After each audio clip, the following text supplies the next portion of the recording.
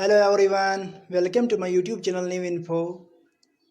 First of all, like, share and subscribe my channel and hit the bell icon. Today in this video, we will talk about gastroesophageal reflux disease, simply GERD. First of all, what is GERD? GERD is backflow of stomach content into the esophagus. Whenever a patient comes to you with the complaint of heartburn, sore throat, metallic taste, even chronic cough, you suspect that this patient has GERD. The first thing you need to see is whether there are alarm signs and symptoms or not. What are those alarm signs and symptoms that you have to look for? The patient age is greater than 50 years. If patient is anemic, if patient lose weight, if there is dysphagia, that is difficulty in swallowing, or odonophagia, that is painful swallowing, or there is continuous vomiting, or patient have the history of peptic ulcer disease. These are the alarm signs and symptoms that you have to look for. If they are absent, then you do not need to investigate on GERD. You directly go for empiric therapy. What do you mean by empiric therapy? You directly give an PPI trial for 6 weeks. PPI is proton pump inhibitor. Because PPI inhibits acid production in stomach with once daily dosage with lifestyle change. If this patient comes back to you and says that he did not improve, a patient does not improve. Now you have to increase dosage of PPI for 6 weeks, twice daily dosage. You do not go for any investigation directly again. Now, if patient improves, you continue the same treatment. If patient does not improve, now is the time that you have to go for investigation because this patient does not improve with to empiric therapy of PPI. What you do in investigation, you go for endoscopy, and the most accurate test for GERD is 24-hour pH monitoring. In 24-hour pH monitoring, you put a monitor in esophagus and you detect the change in pH. If pH is too low, it means there is GERD.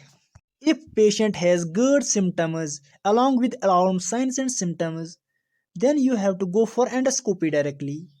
So if a patient comes to you with complaint of GERD, you have to see these alarm signs and symptoms. In endoscopy, you can find four things. Either there will be no finding of biopsy and you will see there is simple GERD. You can go for PPI treatment. The second thing that you can find in endoscopy is Barrett esophagus, that is metaplasia. What is Barrett esophagus? Normally, epithelium in the lower esophagus sphincter is stratified squamous epithelium. Whenever there is chronic acidic reflux in esophagus, that lower esophageal epithelium changes from stratified squamous epithelium to simple columnar epithelium of stomach and duodenum. Because that stratified squamous epithelium cannot bear the brunt of this acid, so it shifts form into simple columnar epithelium to adapt to these acidic environments. That patient who has Barrett esophagus is prone to get cancer. So this is the picture of Barrett esophagus. This side is normal stratified squamous epithelium and this side has changed. This is simple columnar epithelium of esophagus. This is another picture of showing simple columnar epithelium in esophagus. If you see these white spots, these spots are basically goblet cells. Goblet cells are normally present in stomach and duodenum, but not in esophagus. It means that there is change in lower esophagus epithelium part. Now, if you found that this patient has Barrett esophagus, there is change in epithelium, what you go for, you do is PPI therapy. Because if you control acidic reflux, you can reconvert this into normal epithelium of esophagus. There is another patient, if you do biopsy, you found dysplasia. What is dysplasia? Dysplasia is basically a step ahead from Barrett esophagus. This patient is having cancerous changes in his epithelium. That is lower epithelium of esophagus is now precancerous. This is the picture showing dysplasia. If you see there, the nuclei are very large. Large steroidal nuclei increase nuclei to cytoplasmic ratio, and you see a typical mitotic figures in dysplasia. This is a precancerous stage. It can anytime convert into cancer. So treatment of dysplasia. We do not want dysplasia in esophagus, so we do is we burn this lasting tissue, or we remove that tissue, or we resect radiofrequency ablation or photodynamic therapy in order to lower the chance of converting into cancer.